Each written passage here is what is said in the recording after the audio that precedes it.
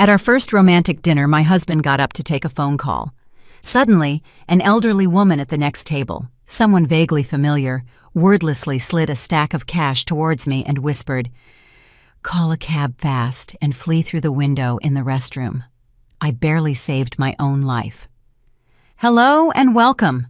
Let us know in the comments where you're watching us from. Don't forget to subscribe to Clara's Stories and leave a like. Enjoy listening. But before all this happened, the evening had been perfect.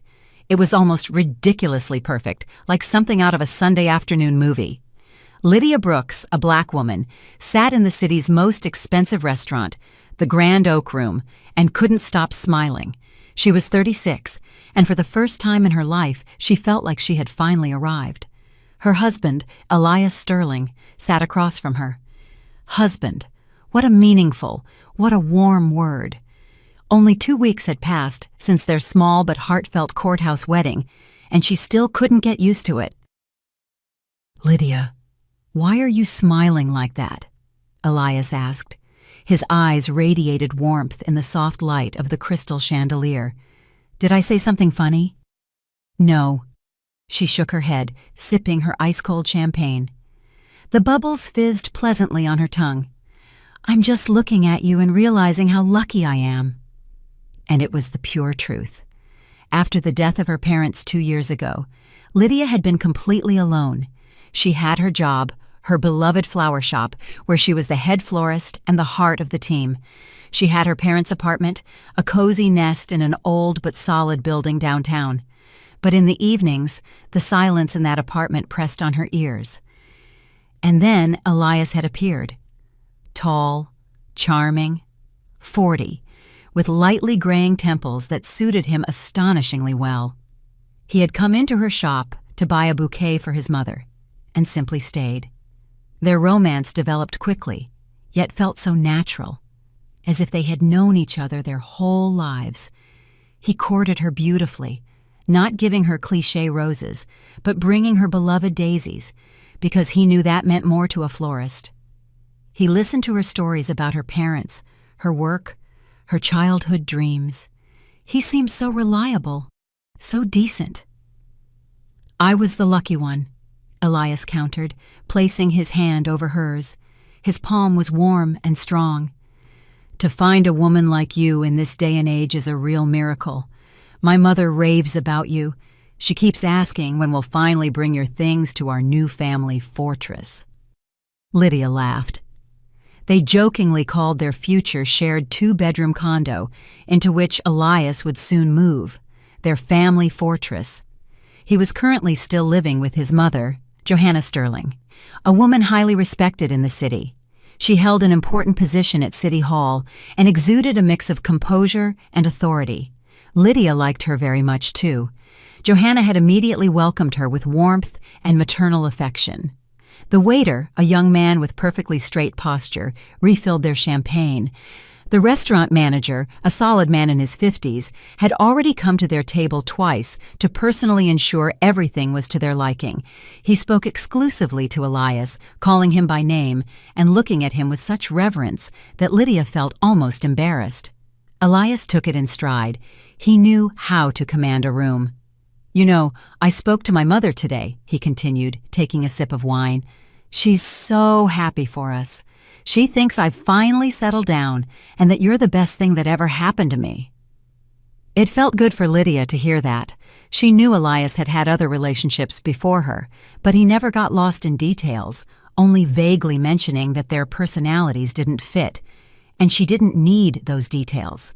The past was the past. The main thing was that he was with her now. Suddenly his cell phone vibrated in his suit pocket. Elias pulled it out, glanced at the display, and a shadow of annoyance flitted across his face. "Forgive me, darling," he said, standing up. "That's business. Very persistent people. I'll just step into the lobby for literally 2 minutes. It's quieter there. Go ahead and order dessert. Wait, your favorite, the one with the raspberries." He leaned over, kissed her on the forehead, and quickly hurried toward the exit. Lydia watched him go, admiring how elegantly he moved, how expensive his suit was. She smiled again to herself. Everything felt right. Everything was good. She glanced around the room. Wealthy patrons, quiet music, the muted clinking of glassware. At the table next to hers, quite close, sat a lone, elderly woman. She was barely eating, just stirring her cup of tea with a spoon, and for some reason, she was looking intently at Lydia. Lydia gave her a polite smile, but the woman didn't return it. Her face seemed vaguely familiar to Lydia. Where had she seen her? And then it hit her. Of course, she was a regular customer from the flower shop. The sweet old lady who always bought orange Gerbera daisies and who all the girls affectionately called Gerbera Elsa behind her back. Elsa Miller, she believed. She was always so kind, quiet, always thanked them and wished them a good day. But now she was a different person. The moment Lydia recognized her, the old woman seemed to have been waiting for it. She quickly looked toward the exit where Elias had gone, leaned heavily on the table, and stood up. She took 2 steps toward Lydia's table and bent down low to her. She smelled of valerian root and fear. "Honey, listen closely," she whispered, her voice trembling. Her face was white as paper, and there was such terror in her eyes that a chill ran down Lydia's spine. The woman reached into her old handbag, pulled something out, and forcefully pressed it into Lydia's palm. It was a thick wad of bills, tightly wrapped with a rubber band. "He's a monster!" the old woman gasped. Her icy fingers gripped Lydia's hand like a vice. "My daughter married him. She's not alive anymore. Do you understand? She's gone. She's vanished. Quick, call a cab now and run through the window in the restroom. Run, honey, run!" Lydia froze. She sat thunderstruck with the bundle of cash in her hand, unable to utter a word. What nonsense! What daughter? Was the woman just confused? Had she mixed her up with someone else? "I think you have the wrong person," Lydia stammered. "No," the old woman breathed, her eyes welling up with tears. "I am not mistaken. Run!" She released Lydia's hand, quickly turned, and shuffled toward the exit. Lydia remained seated, staring after her. Her mind was in utter chaos. Was this a sick joke? A prank? But the money in her hand was real, and the terror in the woman's eyes was absolutely genuine. She looked up and saw the restaurant entrance. And at that moment, her heart skipped a beat, then began to pound wildly. Standing in the doorway were 2 men. 2 massive, bald guys in dark, ill-fitting leather jackets that completely clashed with the chic interior of the place. They weren't looking for a table. They slowly, predatorily scanned the room, and their gaze settled on her. They were staring directly at Lydia. She had never seen these men before.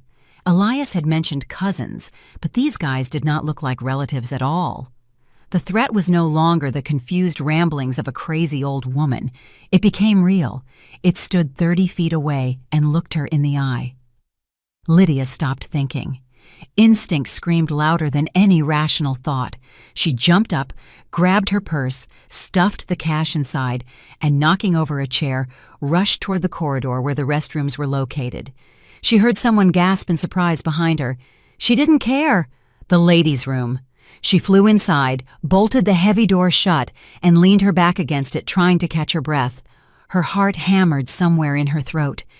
What was happening here? My God, what was happening here? A cab? A window? The old woman's words pounded against her temples. She pulled her cell phone from her purse. Her hands trembled so badly that she dropped it several times on the tiled floor before she could press the taxi app icon. Address? What address? Not home. Absolutely not. To the shop. To work. The only place she felt safe. While the app searched for a car, she looked around. The window was small, frosted, right up near the ceiling. She climbed onto the marble vanity of the sink to look out. Her heart sank. The window had a grate, thick metal bars set into the wall. Her escape route was cut off. A notification popped up on her phone. A white Ford Focus, license number 730, was on the way. The car will be here in 3 minutes. 3 minutes. She jumped down to the floor. She had to use the main entrance. No matter what those 2 guys were doing, she would break through, run onto the street, get in the car, and drive away. She took a deep breath, mustered her courage, and turned toward the door. But as she reached for the bolt handle to open it, she saw someone standing in the doorway. Blocking the exit entirely stood the restaurant manager, Victor Sterling, the same man who had given Elias such a kind smile just 10 minutes ago.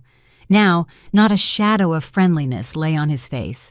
He looked at her coldly, with undisguised contempt. "Excuse me, I need to get out," Lydia muttered, trying to move around him. "I'm afraid you'll have to wait a moment," he replied in a calm, indifferent voice, not moving from his spot. And then, from the corridor behind his back, she heard Elias's quiet, painfully familiar voice. "It's all right, Mr. Sterling. My wife is just a little worked up, tired after a long week. I'll talk to her myself." The manager nodded silently, stepped back from the doorway into the corridor, and pulled the door shut. Lydia heard the most horrible sound of her life. A dry, metallic click, the sound of a key turning in the lock from the other side. She was locked in. She was trapped, and outside the door, she could already hear the approaching footsteps of her husband. Lydia ripped at the handle. Once, twice. The door didn't budge. Heavy oak wood, it had become a prison wall. And beyond it, Elias's voice, so calm, so reasonable, as if soothing a capricious child. "Lydia, please open up. What happened? You scared me, Mr. Sterling. Don't worry. She just has a migraine. She acts like this sometimes. I'll calm her down right away." Migraine. He was lying. He was lying so easily and naturally that cold sweat ran down Lydia's back.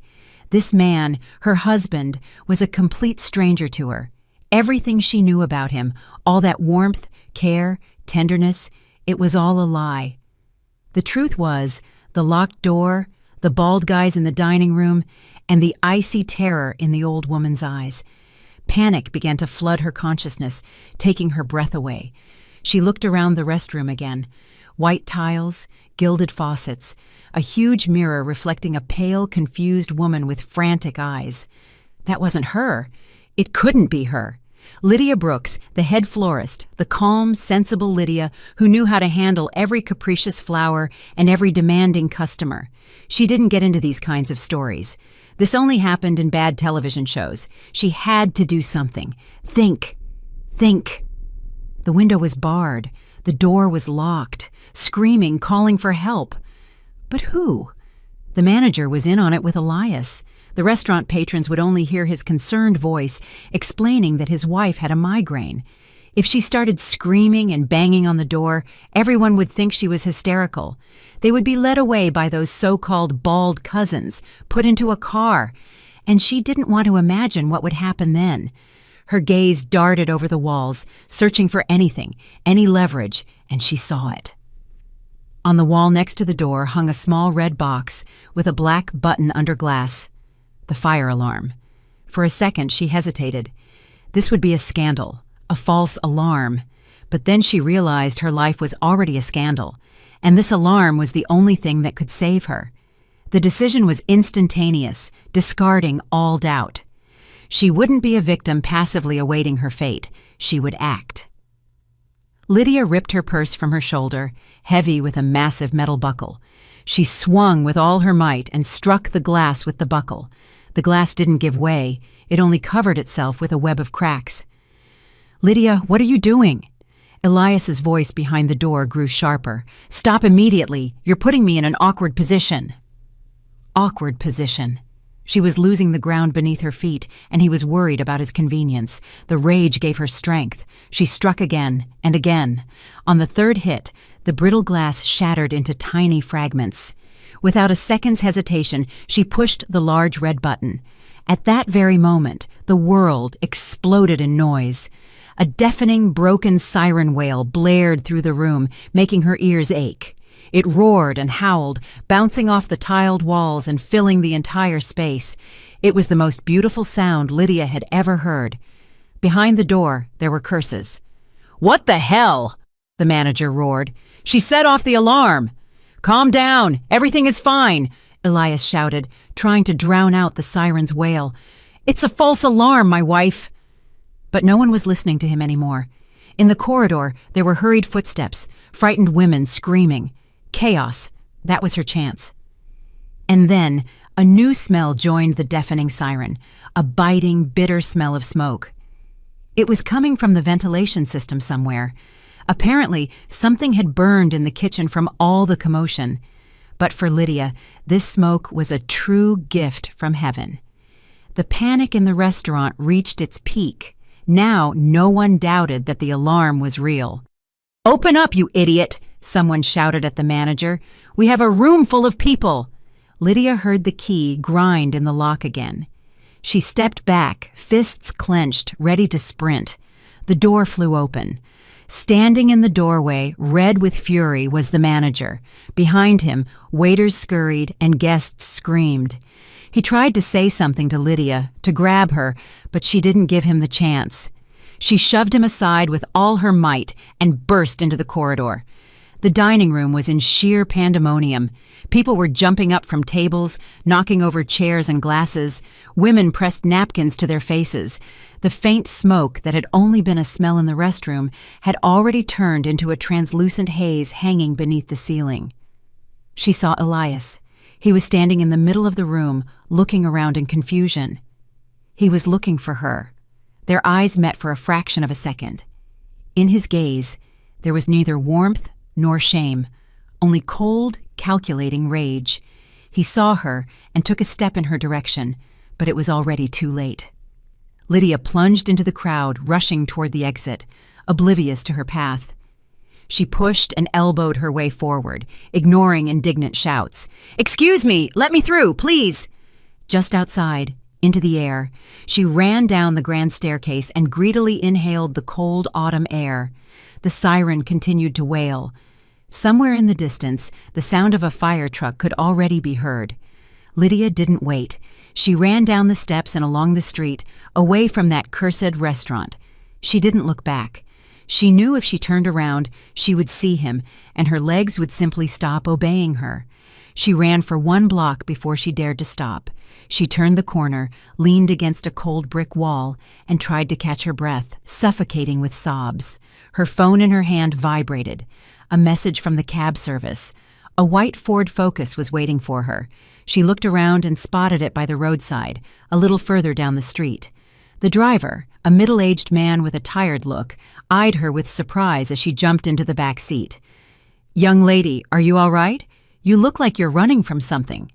"I'm fine," Lydia gasped. "Please, drive faster."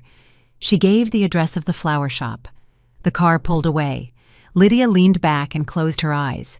The adrenaline began to subside, replaced by an icy emptiness. Who was Elias? What did he want? And most importantly, what had happened to the daughter of the old woman, Elsa? "She's not alive anymore." Those words echoed in her mind like a dull, terrible sound. She was silent the entire ride, watching the lights of the night city pass by the window. Mechanically, she pulled the wad of cash Elsa had given her from her purse, counted out the necessary amount, and handed it to the driver when they stopped in front of the shop. "Keep the change." She jumped out of the car and froze before the familiar door. Lydia's flowers. Her world, her fortress.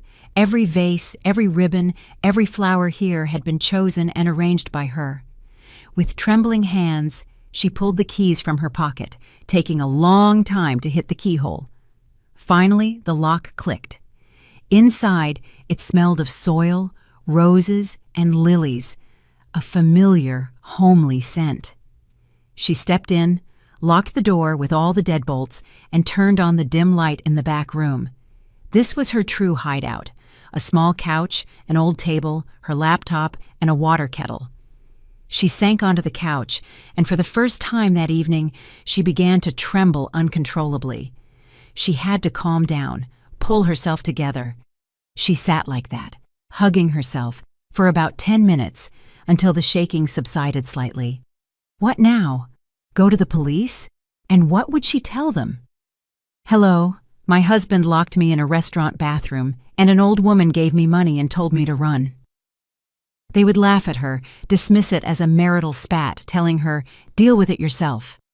She only had the cash Elsa had given her. All her savings, everything she had accumulated over years, was in her bank account. She urgently needed to secure it, transfer it to another account, another card, anywhere so Elias couldn't access it. She didn't know if he could, but after this evening, she was ready for anything. She turned on her old work laptop. It hummed for a long time, taking its time to boot up. Lydia opened her bank's website, entered her username and password. Her fingers disobeyed her. She had to repeat it several times. Finally, she was in her personal area. For a second, she felt relief. There it was, her account. All the money was present, down to the last penny. She opened the Transfers tab and selected the option to transfer to another debit card. She still had an old payroll card she hadn't used in a long time, but its validity hadn't expired yet. She entered the number, the amount, everything down to the last penny. A confirmation text message arrived on her phone. She entered the code in the corresponding field and pressed transfer. A loading wheel appeared on the screen, spinning and spinning. Lydia held her breath. Suddenly the wheel vanished, and a red notification popped up on the screen instead. A small, neat window with a few lines of text. Transaction denied. Your accounts have been temporarily frozen due to a report of suspicious activity. The report was filed by your lawful husband, Elias Sterling. Lydia stared at the laptop screen. The red letters of the notification glowed in the semi-darkness of the back room, burning the words into her brain. That word, the word that had seemed so warm and reliable just an hour ago, was now a brand, a steel trap snapping shut on her life. He had thought of everything, calculated everything. While she sat happily and unsuspecting in the restaurant, he had already acted. He didn't just want to scare her or restrain her. He wanted to neutralize her, take everything from her. She frantically closed the notification and tried to perform the transfer again. Again, she entered the card number, the amount, the text message code, and again, the same red banner, transaction denied. The coldness that had only touched her skin before now penetrated her, freezing all her organs. She wasn't trembling anymore. She was petrified. The flower shop was no longer a sanctuary. He knew this place. He knew she would flee here. It was the second place after home where she felt safe. So he would come here, or he would send his cousins. She had to leave immediately. But where to? Only one address remained in her mind, a place he couldn't take from her. Her apartment, her parents' apartment, her fortress. He could block her money, but he couldn't take the walls she had grown up in. She turned off the laptop, tucked it into her bag along with Elsa's wad of cash, put on her coat, and slipped out onto the street, turning the key twice in the lock of her beloved shop. The nighttime city was deserted and cold. She called another cab, trying not to look around, flinching at every passing car. As the car drove her through the familiar streets, images of the past few weeks raced through her mind. Here, Elias helped her wallpaper the hallway. There, they laughed together, picking out a new couch. Here, he brought her coffee in bed last Sunday. Each of those images, so warm and real, was now poisoned. Everything had been part of the plan. Every gesture, every word, every smile. Everything was a calculated lie leading up to this evening. The cab turned onto her street. The old 5-story building, the sprawling maple tree by the entrance, all so familiar, so painfully known. She paid and leaped out without waiting for the driver to wish her good night. Her heart pounded in her chest, but now it wasn't just panic. It was hope. Soon she would go into her apartment, lock herself in with all the deadbolts, and be safe. And tomorrow morning, tomorrow, she would figure something out. She ran up the stairs to her third-floor unit. There it was. The brown faux leather door number 27, her door. She fumbled in her bag and found the keys. Her fingers wouldn't obey her. The key ring fell to the floor with a loud clang. The echo resonated through the quiet stairwell. She quickly picked them up, selected the right key, and inserted it into the keyhole. The key wouldn't go in. She pulled it out, turned it over, and tried again. The same result. It only went about half an inch deep and hit something hard, as if something was lodged in the lock. Lydia tried the second lower lock. Same story. It couldn't be true. It just couldn't be. She pushed the key into both locks again and again with growing desperation, uselessly. A wild thought shot through her mind. Had someone stuck matches in the locks? But why? The panic she had almost overcome returned with renewed force. She began to knock, first quietly, then louder and louder. "Open up, please, open up! This is the police! What's going on?" No answer. She listened. No sound. Then she began hammering on the door with her fists and feet. "Open up! This is my apartment! I live here!" Her scream was full of despair. At that moment, the lock on the opposite landing clicked, and a door opened slightly. Standing in the doorway was Tamara Davis, the neighbor Lydia had known since childhood. "Lydia, is that you? What happened, honey? Why are you shouting?" "Tamara Davis, I can't get into my home," Lydia gasped, turning to her.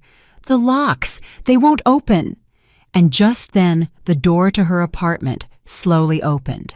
But standing on the threshold was not Elias, nor a police officer. Standing there was a completely strange woman in her 50s in a faded bathrobe and worn slippers. Her hair was carelessly tied up in a knot, and her face expressed extreme dissatisfaction. Behind her, it smelled of fried potatoes.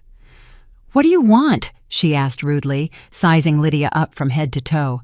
"Why are you making such a racket in the whole stairwell? Have you looked at the time?" Lydia froze. She just stood there, staring at the woman standing in the doorway of her apartment, her home.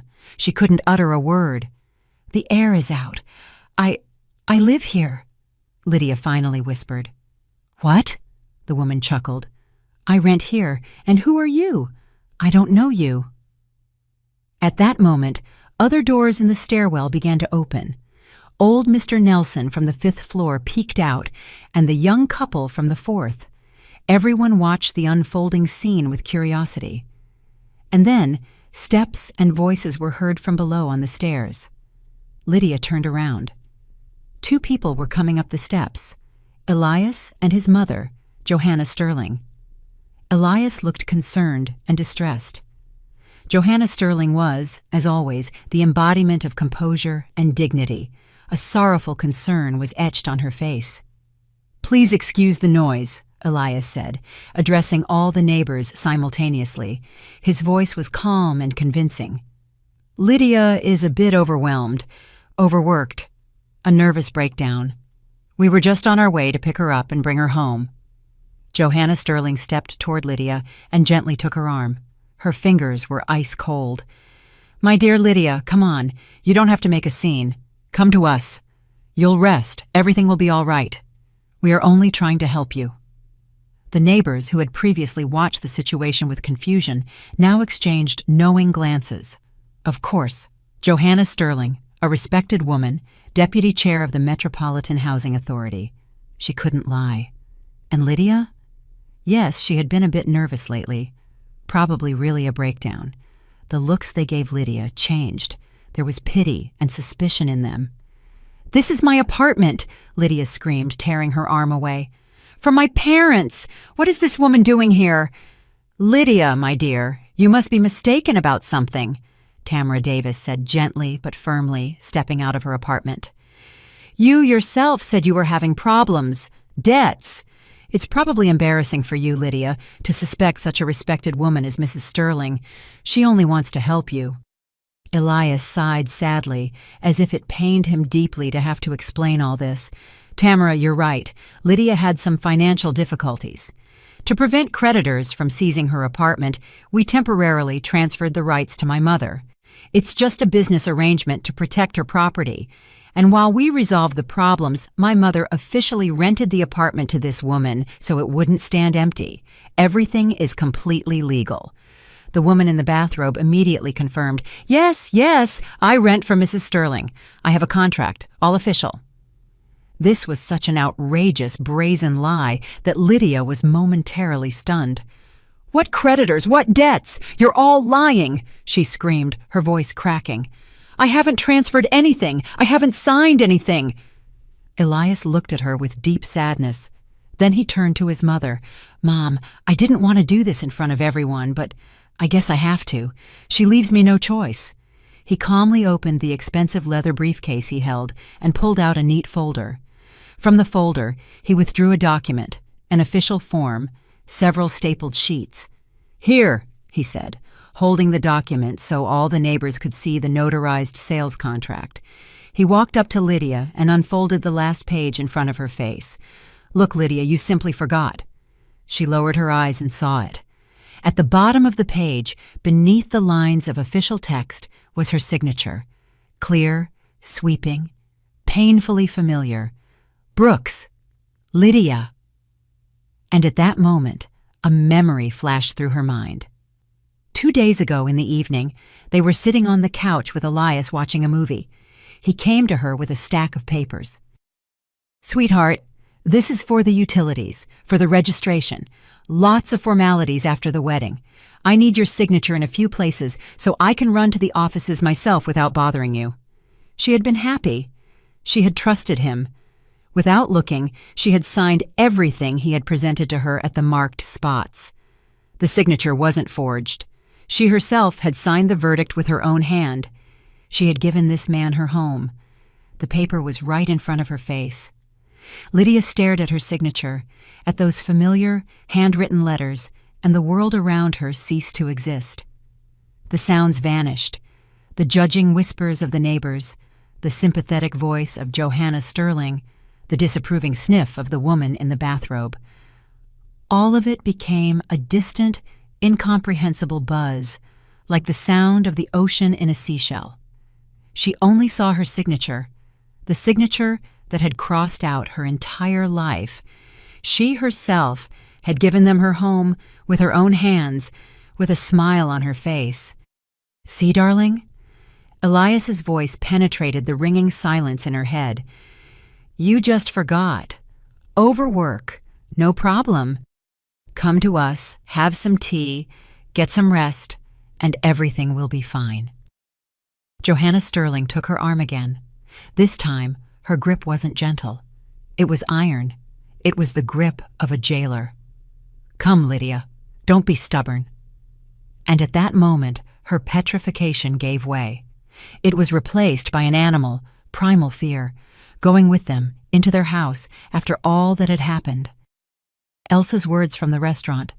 "My daughter married him. She's not alive anymore." They struck her head like a club. If she went with them now, she wouldn't be alive either. She tore herself away with all her strength, ripping her arm free from Johanna Sterling's iron grip. "Don't touch me!" she screamed, backing away toward the stair railing. Her movement was so sudden that both Elias and his mother were confused for a second. That second was enough for her. She turned and rushed down the stairs, ignoring the steps, leaping over 2 steps at a time, clinging to the cold railing. "Lydia, stop!" Elias yelled after her. In his voice there was no more feigned concern, only a nasty, commanding snarl. "I said stop!" She didn't listen. She ran past her floor, past the second, past the first. She heard them starting to stomp upstairs as they took up the chase. The heavy front door slammed shut before her nose. She pushed it open with all her might and stumbled out onto the street into the damp night chill. She ran without looking back. She didn't know where, only forward, away from that yard, away from those windows that had been her home just this morning. The wind whipped her face, tears blurred her eyes and mixed with the light drizzle. She ran several blocks until her lungs burned. Only then did she stop, hide in a dark alley between the buildings, and slide down the wall, choking on sobs. She had nothing left. No home, no money, no husband whom, it turned out, she had never known. She was alone in this huge, cold city, humiliated in front of her neighbors, painted as a crazy hysterics, homeless. She sat in that alley for maybe an hour, trembling from the cold and despair. Gradually, the sobbing subsided, leaving behind only a dull, nagging pain. She had to do something. She couldn't stay on the street. She remembered the money in her bag, Elsa's money, the only thing she had left. She pulled out her phone. The screen was wet with rain. Where should she go? A hotel was too expensive. She didn't know how long she would have to make this money last. She searched the internet for cheap hostel. The phone displayed several addresses. One was relatively close, at the other end of downtown. She called a cab, tried to speak as calmly as possible, and stepped out onto the street into the icy wind. The hostel turned out to be a shabby place with a worn-out sign. Inside, it smelled of dampness and chlorine. A sleepy administrator took the money for one night without asking many questions and gave her the key to a tiny room with an iron bed and a nightstand. The window faced the blind wall of the neighboring building, but Lydia didn't care. There were walls here and a lock on the door. She locked herself in, sat down on the squeaky bed, and pulled out her phone again. She scrolled through her contacts, not knowing who to call. A friend? What would she tell them? That her husband was a fraud who had taken her apartment 2 weeks after the wedding. They wouldn't believe her. They would think she had gone crazy, just like the neighbors. Work, her boss, a strict and decent man, wouldn't tolerate such scandals. And then her finger stopped on a name in the phone book. Elsa Miller. Gerbera Elsa. She had saved her number a few months ago when Elsa called to order a bouquet for her neighbor's birthday party. The only person in the entire world who knew the truth. The only one who had tried to warn her. She pressed the call button. Her heart hammered. What if she didn't pick up? What if all this had just been a strange impulse, and now she didn't want to talk to her anymore? After a few long rings, a quiet, shaky voice answered on the other end. "Hello, Elsa Miller," Lydia whispered, her voice breaking. This is Lydia from the flower shop." Silence hung on the other end of the line. For a second, Lydia thought the connection had been cut. "Honey, finally," Elsa said, and there was so much relief in her voice that tears welled up in Lydia's eyes again. "You're alive? Where are you? Are you all right?" "No," Lydia gasped. "I'm not all right at all." She told her everything, haltingly and sobbing, in a few words. About the blocked accounts, the changed locks, the woman in the bathrobe, and the sales contract with her own signature. Elsa listened in silence, without interrupting her. When Lydia finished, she only said 3 words, but she said them in such a firm and convincing tone that a tiny spark of hope ignited in Lydia. "Give me the address. I'm coming." 40 minutes later, there was a quiet knock on the door of her shabby room.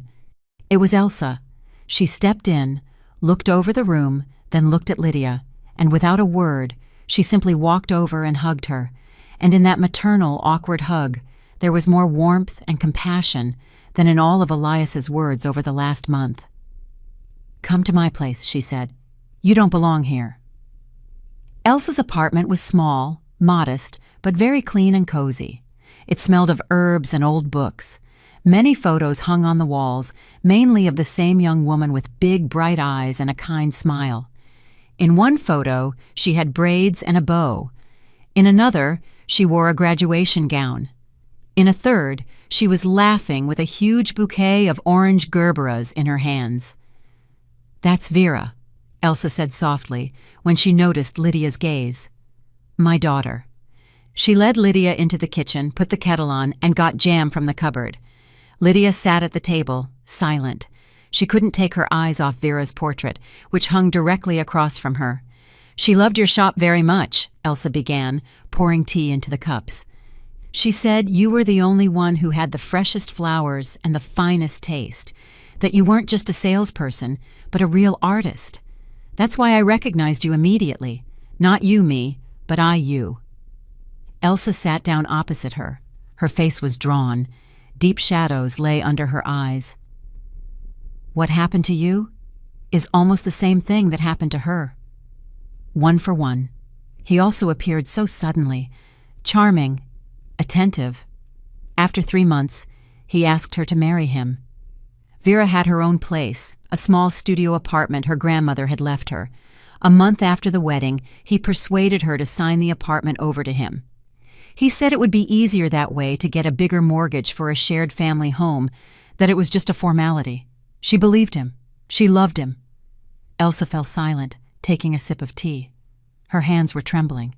And another month later, they were supposedly out on a boat. That's what he said. A storm came up. The boat capsized. Vera couldn't swim well. He said he tried to save her, but couldn't. They found him on the shore, shocked and hypothermic. They found her 2 days later. The police said it was an accident. "Oh my God," was all Lydia could whisper. "He was such a grieving widower." Elsa scoffed bitterly. Everyone felt sorry for him. The apartment went to him as the sole heir. He sold it 3 weeks after the funeral, and I didn't believe him for a second. I started secretly investigating, slowly gathering information, and I understood that my Vera wasn't the last one. When I saw him next to you in your shop, I knew you were next. I tracked you, waited for a moment, and when I saw you in the restaurant today, I knew it was my only chance to warn you." Lydia sat there, stunned. Vera's story was her story. Only her ending, the one with the boat and the accident, was still missing. "But how?" she whispered. "How do they pull this off? These documents, the notary public, it all looks so legal. They must have connections, some patrons." Elsa looked at her with a long, heavy gaze. "Patrons, that's exactly the point. He is not alone. He's just the bait, the handsome face. The entire operation is run by his mother, Johanna Sterling." Lydia could hardly believe it. "But she's such a respected woman. She seems so caring." "That's a mask," Elsa countered sharply. "Do you know what she really does? All her public activities are just a facade. Johanna Sterling, Deputy Chair of the Metropolitan Housing Authority." Lydia froze, clutching her cold cup. Housing Authority. The place where all real estate transactions are registered, where all the archives are kept, where all the official stamps are placed. "She has access to all the databases," Elsa concluded, her voice sounding like a verdict. "She has all the necessary forms, all the stamps, and all the authority to make any forged contract look like a perfectly legitimate document. She can make it look like your apartment never belonged to you, and no one will believe you because she is the power." Elsa's words hung in the air of the small, dimly lit kitchen. Housing Authority, Deputy Chair. Every detail that had seemed strange or suspicious before now fit together, forming an outrageous but perfectly logical picture. The submissive behavior of the restaurant manager, Johanna Sterling's calm confidence in front of the neighbors, the perfectly filled-out, notarized contract that appeared from her briefcase. All of it was not coincidence, but links in a chain forged in the corridors of power. "So that's how it is," Lydia whispered into the void. This is the perfect crime." "Exactly," Elsa nodded, her face even more sunken. "She has everything. Power, reputation, access to documents. She can create any paper, confirm any lie. And Elias is her handsome facade, her tool. He finds lonely women with property. He gains their trust, and then it's just technique. Her technique." Lydia stood up and began pacing the kitchen. The passive despair that had held her captive in the hostel was gone. It was replaced by a cold, ringing anger. She had been betrayed, used, thrown out of her own life like a useless thing, and all with a smile on their faces, in front of everyone, while she herself was framed as the culprit. "We have to go to the police," she said, stopping abruptly. "We have to tell them everything. Vera's story, my story. They have to listen to us." "They will listen to us," Elsa replied bitterly. "They'll take everything down in a report, and then they'll make an inquiry. Where to? The Metropolitan Housing Authority, to verify the authenticity of your apartment documents. And do you know what answer they will get? They'll get an official response with a signature and a stamp that citizen Lydia Brooks voluntarily, in sound mind and full awareness, sold her apartment to citizen Johanna Sterling, and they will attach a certified copy of the contract. They will dismiss all your words as the slander of a respected public official. At best, they will just wave us away. At worst, they will open a case against you." Every word from Elsa was a nail hammered into the coffin of her hopes. She was right. Against an official document, their words counted for nothing. They were just two women, one insane with grief, the other an unstable hysterics. "So we need proof," Lydia pressed. "Irrefutable proof, something they can't refute, something that proves these are not isolated incidents but a system. Where are we going to get that? Elsa sighed. She has all the documents. All the threads converge with her. Lydia sat back down at the table. She thought. She had to think. Who? Who could help her? Someone close, but not part of this nightmare. And only one name surfaced in her mind. Val. Valerie Jenkins, her assistant, her friend from the flower shop. Val was quiet, even a little timid, but she was an honest and decent person. She had known Lydia for many years. She certainly wouldn't believe the nonsense about a nervous breakdown and creditors. Maybe she could find something out, hear something. After all, Elias had often stopped by the shop. Maybe he had said something when Lydia wasn't around. Every little thing, every detail could be a clue. That was the only chance. I have to meet someone, Lydia said decisively. My colleague, Val. That's dangerous, honey, Elsa shook her head. They might be watching your friends, the shop. I'll be careful, Lydia promised. I'll call her from your phone and arrange a meeting in a quiet spot. She's my only hope. She dialed Val's number. Val answered almost immediately. Her voice sounded worried. Lydia? Thank goodness. What happened? Your Elias was here this morning, looking for you, saying you ran away from home, that you were unwell. I was so worried. Val, I'm fine. I urgently need to talk to you. It's a matter of life and death. But please, not a word to anyone. Can you meet me in an hour, somewhere in the park behind the market? Yes, of course, Val answered without hesitation. I'll be there. An hour later, in Elsa's old coat and with a scarf tied around her head to make her harder to recognize, Lydia stepped onto the street. She decided to take a slight detour to the meeting place, past her shop. She wanted to at least catch a glimpse of her little world, which she had also lost. As she approached the familiar street, she saw something unusual from a distance. A small crowd, 10 to 15 people, stood at the entrance to her shop. She saw a car with the logo of a local newspaper. Beside it stood a photographer with a large camera. Lydia's heart clenched painfully. She moved closer, hiding behind the onlookers, and saw something that made her feel nauseous. In the center of the crowd, under the camera flashes, stood Johanna Sterling.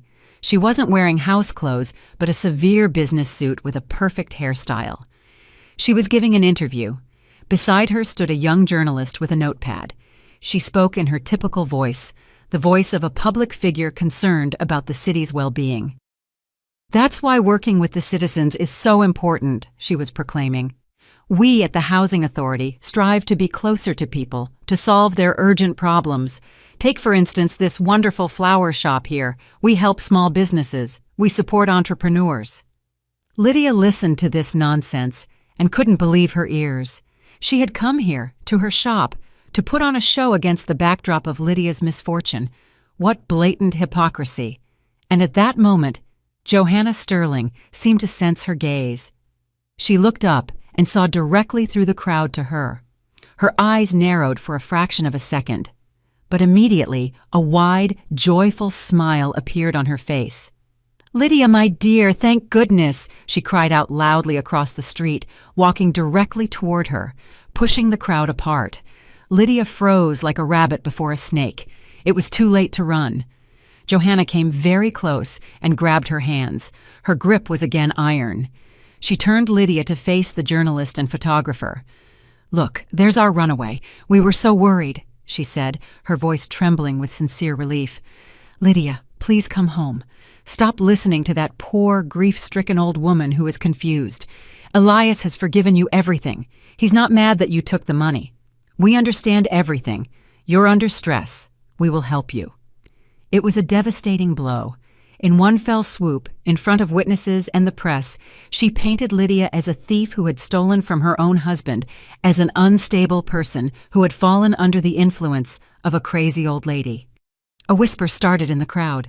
The journalist quickly scribbled something in his pad. The photographer clicked the shutter, capturing the scene. The respectable official and the disheveled, frantic-looking Lydia. At that moment, the shop owner, Peter Walsh, stepped out of the flower shop door. He saw the scene, saw the reporters, and heard Johanna Sterling's words about the stolen money. His face turned red. "Brooks!" he roared, striding toward her. "What are you doing here? A scandal in front of my shop, dragging my name through the dirt next to theft in the newspapers. You're fired! I never want to see you here again. Understood?"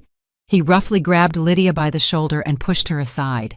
Away from the entrance, away from the cameras. "Get out of here, lady," he yelled, turning to Johanna. "Sort out your family problems somewhere else." Lydia staggered from the shove. The humiliation was complete. She had lost everything: her home, her money, her reputation, and now her job. She stood in the middle of the street, crushed and dishonored, and the people around her looked at her with contempt and pity. She was pushed out of the crowd. A man roughly said, "Don't stand in the way." And at that moment, as she passed the pale, deathly white Val, who was standing right in front of the entrance, Val made a quick, inconspicuous movement. She slid something cold and metallic into Lydia's palm and quickly squeezed her fingers shut. "I'm so sorry," Val whispered so quietly she could barely be understood. Her eyes were full of horror. "My cousin works as a cleaner at the housing authority. She gave me this just in case. Johanna is terribly paranoid. She keeps everything real in her office. She has a personal gray ledger there. I beg you, Lydia, don't tell anyone where you got this." Overwhelmed, Lydia opened her hand. Inside was a key, an ordinary metal office door key. The cold metal of the key dug into her palm. Lydia stood in the middle of the sidewalk, and the world around her disintegrated into disjointed pieces. Her boss's angry face, the clicking of the camera, the pitiful, scornful glances of the passers-by who were already dispersing, losing interest in someone else's suffering. Johanna Sterling, having fulfilled her task, majestically climbed into the waiting black government car. Lydia clenched her fist, hiding the key. She turned and walked away, not paying attention to her path. She wasn't running. She didn't have the strength for that anymore. She walked quickly, almost marching, forcing herself forward, away from this place of total humiliation. In her ears, Val's whisper still rang. "Gray ledger. Don't tell anyone." She returned to Elsa an hour later, wandering through backyards and dark alleys like a real criminal. When she entered the apartment, she went silently into the kitchen, sat down at the table, and opened her fist. The key fell onto the oilcloth with a dull thud. Elsa looked first at the key, then at Lydia's deathly pale face. "What is that?" "It's a key," Lydia replied hoarsely, "to her office at the housing authority." She told her everything that had happened in front of the shop, about the reporters, the public accusation of theft, the firing, and Val's desperate whisper. Elsa took the key in her wrinkled hand, weighing it in her palm. Her eyes, usually filled with quiet grief, shone with a hard, determined fire. "The gray ledger," she repeated Val's words. "If it exists, that's our only chance. Everything must be in there. Names, addresses, dates, proof." "But how do we get in?" Lydia asked. "They won't let us in. And even if they did, what would we do?" "We can't get in during the day," Elsa said firmly. "So we go at night." Lydia winced, breaking into the housing authority at night. "Elsa Miller, that's crazy. They'll catch us. And then what?" "And then what, honey?" Elsa interrupted her. "What more can they take from you? They took your home, they took your money, your job, and your good name. They took my daughter. We have nothing left to lose. This key is our last card in this game, and if we don't play it now, it might be too late tomorrow. They won't leave you alone now that they've started the press smear campaign. They'll find you." She was right. After today's spectacle for the journalists, they wouldn't stop. They would corner her, put her in a mental institution, or there would be another accident. "Fine," Lydia nodded, a cold resolve filling her. "We go tonight." They spent the rest of the day in tense planning. Elsa got an old but detailed city map from the cupboard, and they studied the location of the housing authority. It was a massive gray building from the 1950s, taking up an entire block, an impregnable fortress. But Val had said her cousin worked there as a cleaner, meaning the building had to have a service entrance that the staff used. And the nighttime cleaning had to start late in the evening when all the employees had left. They waited until 11 p.m. The city grew quiet. They put on dark, inconspicuous clothes.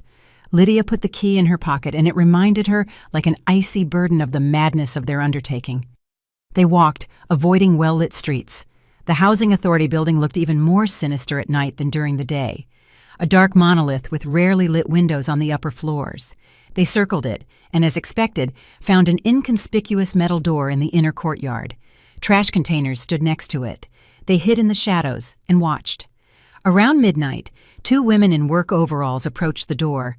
They were smoking and talking, and one of them wedged the door open with a brick so it wouldn't close and disappeared around the corner, presumably to her post.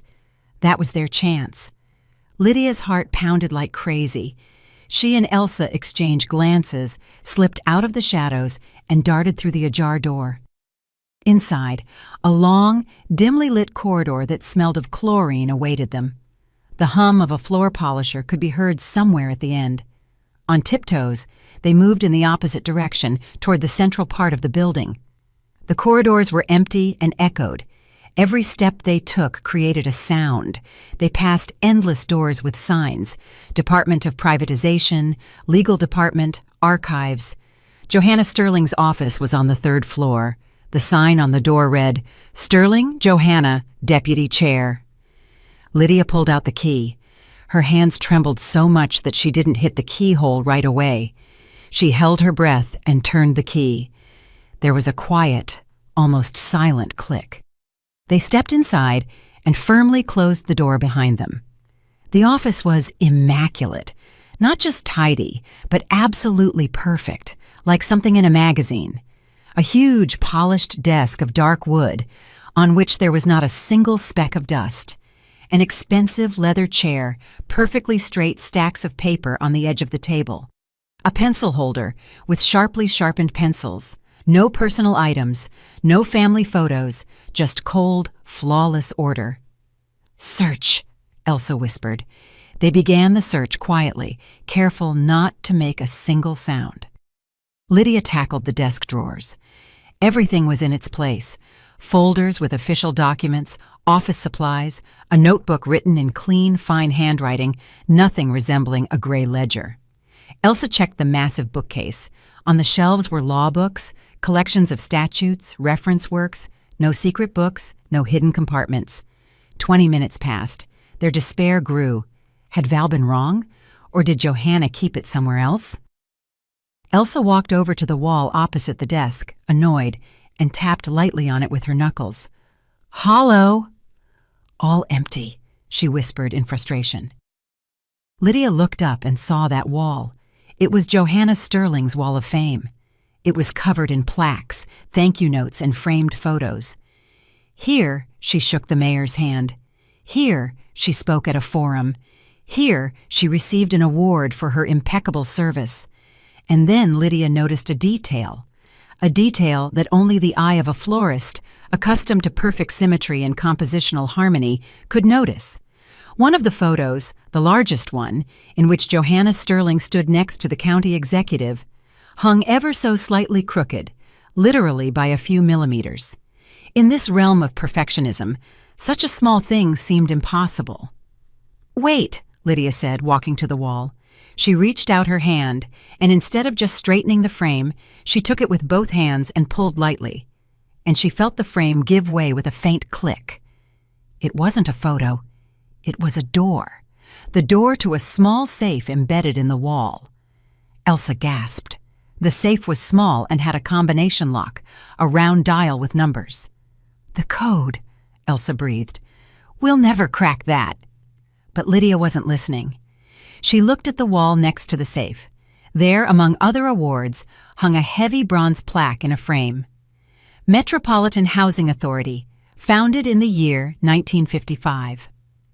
Paranoid people, as Val had said, didn't use random numbers. They used something they would never forget. What could be more significant to Johanna Sterling, whose entire life was built around this place, than the founding date? Lydia reached for the dial, Her fingers slowly turned the knob with clicking sounds. 1, 9, 5, 5. Inside, something clicked dully. Lydia pulled the small handle. The heavy metal door yielded and opened silently. Inside, on the single shelf, lay a small but thick gray ledger in a sturdy gray cover, completely blank. Lydia took it out with trembling hands and placed it on the table. She opened the first page. Her breath caught. This was more than just proof. It was a verdict. The book was neatly divided into columns: name, object address, perpetrator, status, notes. In the perpetrator column, the same name was written everywhere: Sterling, E.J. The first entry, the second, the third. Under number 3, Lydia saw a familiar address. The address of Vera, Elsa's daughter, small studio apartment. In the notes column, it was short and cold. Accident, property realized. She frantically flipped through. The 4th entry, the 5th, the 6th, the 7th. There were 8 in total. 8 apartments, 8 marriages or business agreements with Elias, 8 fates, next to which were notes: vanished without a trace, overdose, traffic accident, and all of this was sealed with copies of documents certified with the Housing Authority stamp and her mother's signature. The last entry, number 8, was hers: Brooks L., address of her parents' apartment, and in the status column, in neat handwriting, it said, "In progress." Those 2 words, written in even, emotionless handwriting, sent a cold shiver down Lydia's spine. She was just an unfinished item on a to-do list. Her life, her home, her future, all of it. Elsa looked over her shoulder. She saw her daughter's name, the short note about the accident, and a quiet, suppressed sound escaped her chest. She swayed, and Lydia had to steady her. "Easy, Elsa Miller, take it easy," Lydia whispered, although the ground was giving way beneath her own feet. "We found it. We found what we were looking for. We need to act fast. Take the book." "Madness. They'll notice it's missing immediately. We need to copy it. The whole thing, front to back, the phone," Lydia commanded herself. She pulled her old smartphone from her bag. The screen had been cracked 6 months ago, and the battery was almost dead, but the camera worked. She turned it on and feverishly began to photograph the contents of the gray ledger, page by page. Her hands trembled so much that some shots were blurry. She had to repeat them. The click of the shutter in the dead silence of the office seemed deafeningly loud. Elsa stood next to her, clinging to her shoulder, staring intently at the pages where the fate of her daughter and 7 other unfortunates was recorded.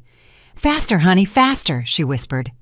Lydia turned another page. Click! Another one. Click! She was already halfway through when both of them froze, hearing a sound that made the blood run cold in their veins. Footsteps were heard in the corridor, not the steps of a night cleaner. They were fast, confident male steps, and they were coming directly toward their door.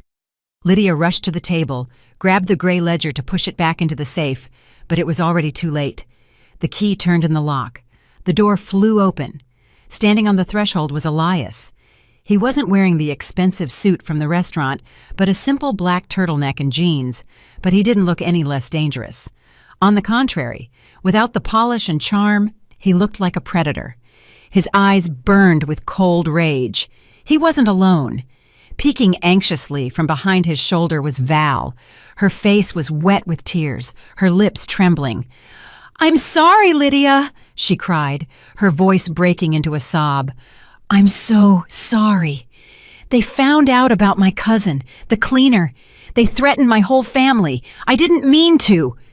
Elias roughly shoved her aside, and she stumbled and fell to her knees in the corridor, where she continued to weep. He stepped into the office. His gaze darted around the room. He saw Elsa, then Lydia, and then the open safe in the wall and the gray ledger on the table. All his composure, all his charm, all his mask fell away in a second. Standing before them was no caring husband, no respected businessman. Standing before them was a cornered, furious animal. "You!" he hissed, and there was so much hatred in that word that Lydia instinctively took a step back. "You two old women ruined everything. Everything." He lunged forward, not at Elsa, but at Lydia. She was the one holding the phone with the evidence. He wanted to snatch it from her, destroy it, obliterate it. He was strong and fast.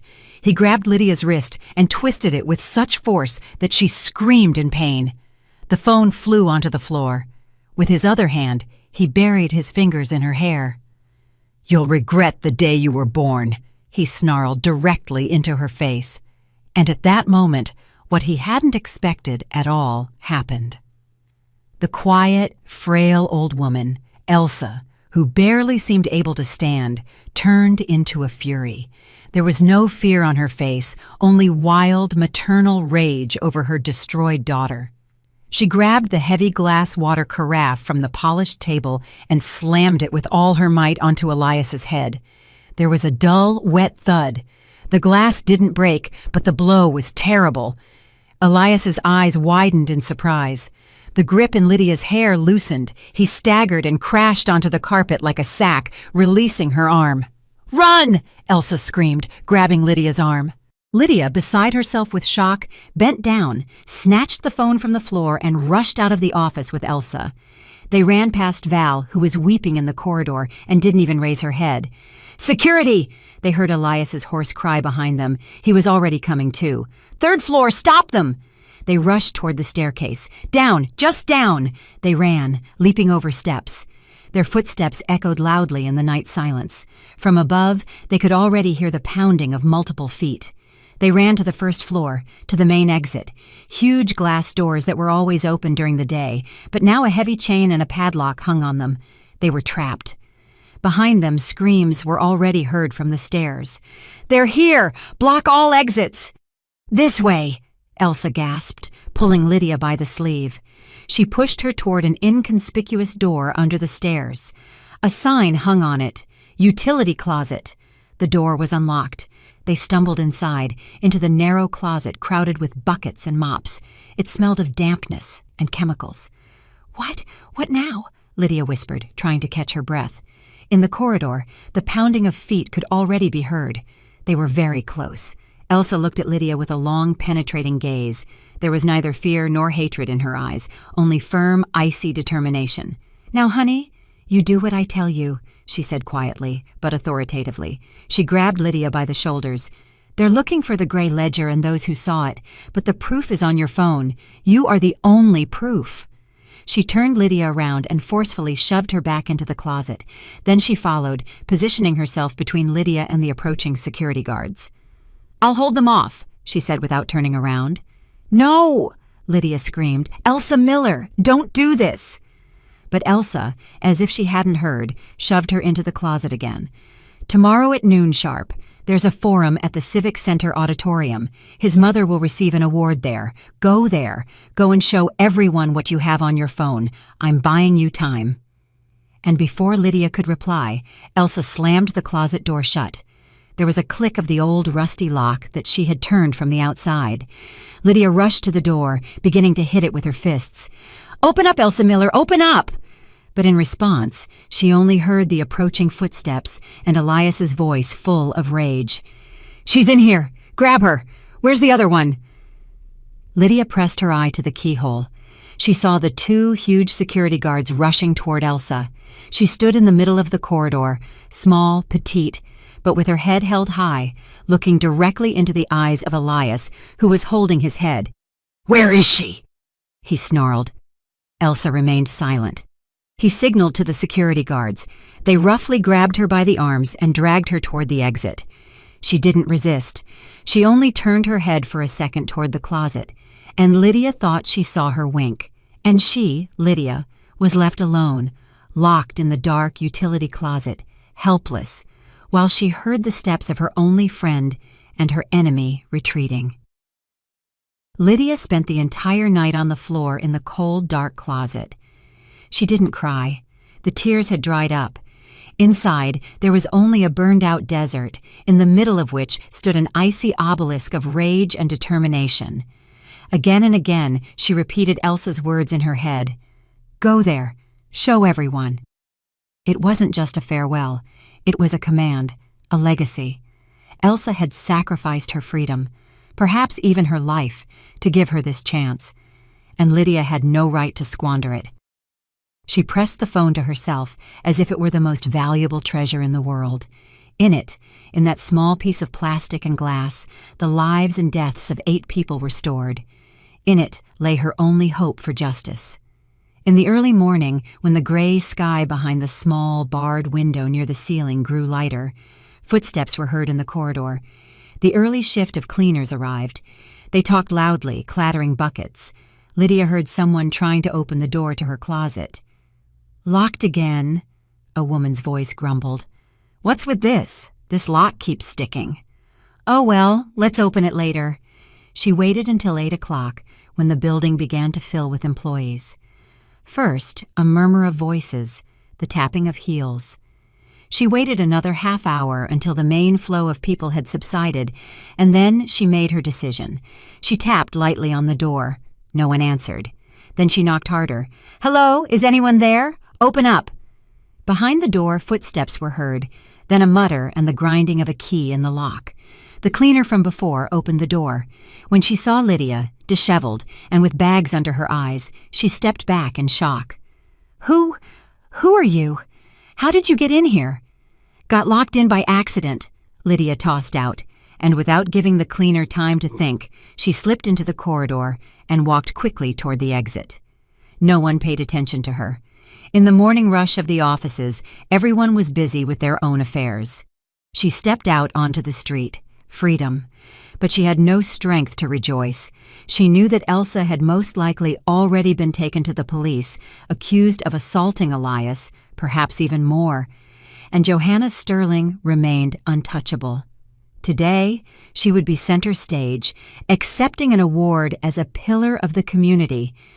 This thought gave Lydia strength. She had only a few hours left. She ran, and she didn't hide. She began to act. First, she went to the nearest coffee shop and ordered the cheapest coffee just to get access to an outlet. Her phone battery was almost dead. While it charged, she searched the internet for information about today's forum. Everything was as Elsa had said. The Civic Center auditorium, starting at 12 p.m., commemorative ceremony for outstanding service to the city. The mayor was the main guest. The award recipient, Johanna Sterling. The next step was the evidence. Storing it only on an old phone was too risky. She found the nearest print shop that offered printing services. With a portion of Elsa's money, she had every page of the gray ledger printed on glossy paper, clear, large, so that every letter, every number, every signature was visible. She made 5 sets. Then she made the most important call. In Elsa's notebook, which she had left on the kitchen table, Lydia found the number of her nephew. She called. "Hello, you don't know me," she began quickly when she heard the man's voice. "My name is Lydia. I'm a friend of Elsa Miller." Someone gasped on the other end of the line. Lydia continued, without giving him a chance to say a word. "I don't have time for explanations, but I know what happened to Vera. I have proof. Today at 12 p.m. at the Civic Center Auditorium, there's an event. I will be there. Please come and bring the largest portrait of Vera you have. And do you remember if Elsa ever told you about other families, about people who also lost relatives after they came into contact with Elias Sterling? If you know anyone, call them. Tell them to come too." She hung up without waiting for an answer. She had done everything she could. Now, all that was left was to go through with it. Just before noon, she approached the Civic Center Auditorium. Expensive cars were parked outside the entrance. Journalists swarmed around.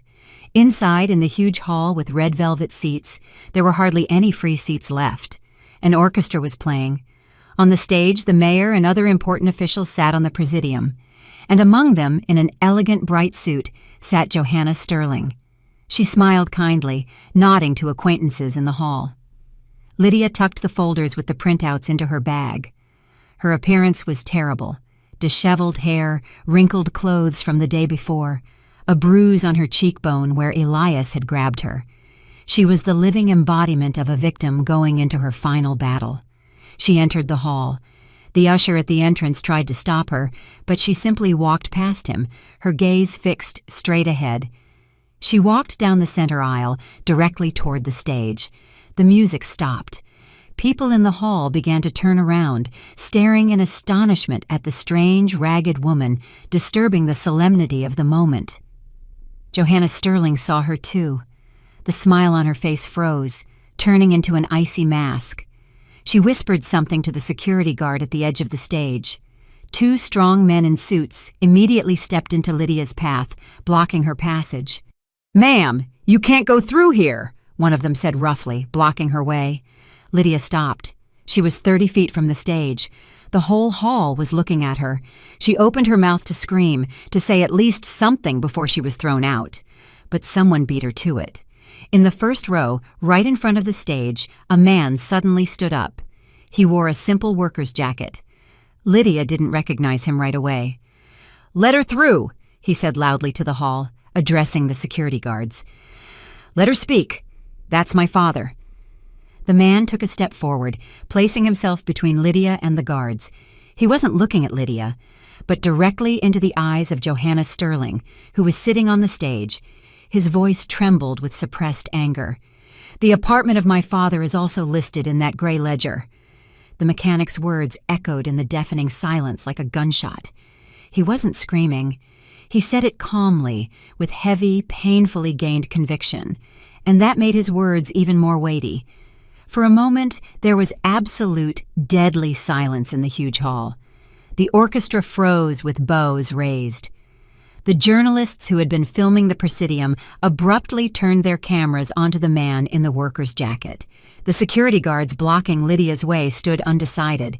Their order was not to let the crazy woman through, but now she wasn't just crazy. She had a witness. The mayor on the stage looked at Johanna Sterling with confusion, awaiting an explanation, but the face of the community pillar had turned to stone. The icy mask of composure cracked, revealing raw, animal fury underneath. She understood that the situation was spinning out of control. Lydia needed exactly that second of delay. She took a step, bypassed the frozen security guards, then another. She wasn't running. She was walking. She walked down the center aisle toward the stage, and every step she took echoed in the ensuing silence. Hundreds of eyes followed her, this disheveled woman in wrinkled clothes who was walking toward the city's most influential person. "Grab her," Johanna finally came to. Her voice, usually so calm and authoritative, was sharp and piercing. "Get her out of the hall immediately." The security guards flinched, preparing to execute the command, but it was already too late. Lydia had ascended the 3 steps to the stage. The master of ceremonies, a startled young man, retreated from his podium. Lydia walked over, took the heavy, cold microphone in her hand, and turned to the hall. In the first row, she saw Elias. He jumped up from his seat. A white bandage flashed under the hair on his head, the result of Elsa's glass carafe. His face was contorted with malice. "She's crazy!" he screamed, drowning out the murmur that arose in the hall. "She needs treatment. She stole money from us and is now talking nonsense. Call the police!" The police? That was exactly what Lydia wanted. She brought the microphone to her lips and took a deep breath. Her voice, amplified by the loudspeakers, boomed through the vault of the huge hall. "My name is Lydia Brooks." She paused so everyone could hear and remember her name. "2 weeks ago, I married this man." She nodded toward Elias. "And yesterday, he, along with his mother, the respected Johanna Sterling, threw me out of my own apartment, the apartment I supposedly sold to her myself." An indignant uproar arose in the hall. Johanna Sterling leaped up from her seat on the Presidium. "This is slander, lies," she screamed. "I will sue." "You certainly will," Lydia replied calmly. She raised one of the folders she was holding. "They called me a thief, a crazy person, and this—" She held up the printed sheet so everyone could see the columns and numbers. "This is the real list of your service to the city, Mrs. Sterling, your list of properties." She didn't wait for a reaction. She began to read slowly, clearly, so that every word reached everyone in the hall. Number 1, James Harrison, born 1948, vanished without a trace in 2019.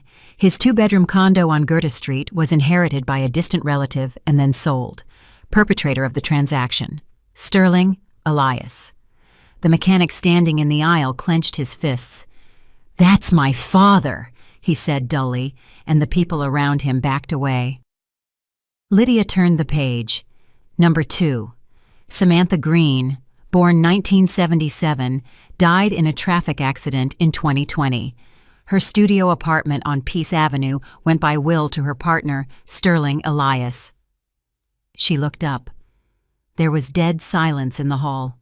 Everyone listened, holding their breath. Journalists pushed each other aside and stormed toward the stage, clicking their cameras. Number 3. Vera Jones, born 1988. Lydia paused, and her voice trembled. Drowned, accident in the year, 1 month after marrying. She couldn't finish speaking. At that moment, the back doors of the hall flew open with a crash, and people appeared in the aisle, Elsa's nephew and several others. And over their heads, they carried a large, black-framed portrait of a young, smiling woman with huge, bright eyes. From the portrait, Vera Jones looked out at the entire silent hall. A cry of horror and pity went through the hall. It was no longer just a list of names. The tragedy had a face. "That's my sister!" Elsa's nephew screamed, his voice breaking. "And our aunt, her mother, was arrested yesterday for trying to save this woman." He pointed to Lydia. And then the hall erupted into chaos. People were standing up everywhere. "Michael Baker, that's my brother!" shouted a woman from the back rows. "The Wilsons, those were our neighbors. They moved out so suddenly," someone nearby whispered. There was complete pandemonium. People were shouting, pointing fingers at the stage, at the petrified Johanna, and the staggering Elias in the aisle. The reputation that Johanna Sterling had built over decades crumbled to ashes in 5 minutes. Her name, which had been a synonym for respect and honor, was now being dragged through the mud. The mayor, deathly pale, realized he was sitting on a stage with a monster. This scandal could bury his career too. He abruptly turned to the chief of city police, who was also sitting in full dress uniform on the presidium, and said something authoritative, waving his hand toward Sterling. Lydia saw all this as if through a veil. She had fulfilled her task. She had taken revenge for Vera, for Elsa, for herself, and for 7 other people she didn't know. She lowered the microphone. Police officers were already making their way to the stage. They pushed the journalists aside, forming a corridor. Lydia descended from the stage and walked toward the commanding officer. Silently, without a single word, she handed him one of the folders with all the printouts of the pages from the gray ledger. "Everything is here," she said quietly. "Names, addresses, dates, and I have the photos of the originals on my phone." The officer took the folder and quickly flipped through the pages. His face grew darker with each sheet. He looked up at Lydia, then at the stage, and gave a command to his subordinates. Lydia stepped aside, leaning against the wall, and watched the end of this nightmare. She saw 2 police officers approaching Johanna Sterling. She yelled at them, waving some kind of ID, talking about her connections, but that didn't work anymore. One of the officers calmly took her arm and put handcuffs on her. The second did the same with her other arm. The community pillar had become an ordinary arrested person. Elias was caught in the aisle when he tried to break through to the exit. He wasn't so calm. He snarled, pulled away, shouting, "Damn it!" But he was quickly overpowered and also led toward the exit, dragged across the carpet. As they were being led out of the hall, Johanna Sterling looked at Lydia one last time. In her eyes, there was neither power nor confidence, only pure, helpless hatred. Lydia stood leaning against the wall, watching the door close behind her enemies. It was all over. Elsa's nephew approached her. "Thank you," he simply said, "for what you did for her, for all of us." Lydia only nodded silently. The next day, Elsa was released. All charges against her were dropped. A week later, after the intervention of the district attorney's office, all of the Sterling's property transactions were declared null and void. Lydia got her apartment back. She entered it alone. Inside, it still smelled foreign, of fried potatoes and cheap air freshener. She tore open all the windows, let the fresh wind rush in, and then she did what she did best. She went to her flower shop. The owner himself had called her, apologizing profusely and begging her to come back. She returned with arms full of white lilies, eucalyptus, and baby's breath. Back at home, she turned on music and set to work. She sorted the flowers, trimmed the stems, arranged huge, cleansing bouquets, and with every flower her hands placed in a vase, she felt all the dirt, the pain, and the fear receding from her home, from her life, leaving behind only purity, light, and hope. She had reclaimed her home. She had reclaimed her life. That is an incredibly tense story, dear listeners. A story that honestly still leaves you feeling a bit uneasy. It's about how fragile our happiness can be and how important it is to find the strength not to give up when the whole world collapses, but to stand up for yourself. You sit there and ask yourself, did Lydia do the right thing? Was it right to go up against an entire system like that alone, risking the last thing she had, her freedom and her life? Was there perhaps another, safer way? But which one? If the very people who are supposed to protect the law are breaking it themselves, how would you have acted in her place? Would you have shown the same courage? And how do you judge Elsa's act? She deliberately put herself in the hands of those criminals, sacrificing herself to buy Lydia time and a chance for justice. Was such a sacrifice justified? I would be extremely interested to read your thoughts on this. Perhaps you have questions or interesting observations about this story, something that seemed particularly important to you, or something you completely disagree with. Please don't hesitate to write everything you think in the comments under this video. Let's discuss it together. And of course, if this story captivated you, if you were rooting for the heroines until the end, I would be very grateful if you leave a like, subscribe to Clara's Stories, and share your opinion in the comments. Your support is the most important thing to us. I wish that you only encounter honest and good people on your path, and that you never have to face such deceit. All the best. At the end of this video, a small window will appear in the center of the screen. Please click on it. There you will find our other most exciting stories. Please consider that creating this type of content requires time, effort, and care to provide you with captivating and high-quality stories like this one. If you like my work and want Clara's Stories to continue publishing exciting narratives like this, I would greatly appreciate a small donation. Every contribution helps keep these stories alive. Thank you for your generosity. I walked out of that auditorium with my hands still shaking, but for the first time in days, I could breathe again. Everything I'd been through, the fear, the humiliation, the moments when I thought my life was over, brought me to one simple truth. Sometimes, the people who smile the widest hide the darkest intentions. And sometimes, the smallest act of courage, even when you feel broken, is enough to turn everything around. If you're listening to me right now, and you're going through something that feels impossible, I want you to remember this. You are stronger than the trap you're in, and there is always a way out. Always. Hope has a way of finding those who refuse to let go. If you agree with me and enjoyed my story, show it with a like. Let's see how many we are.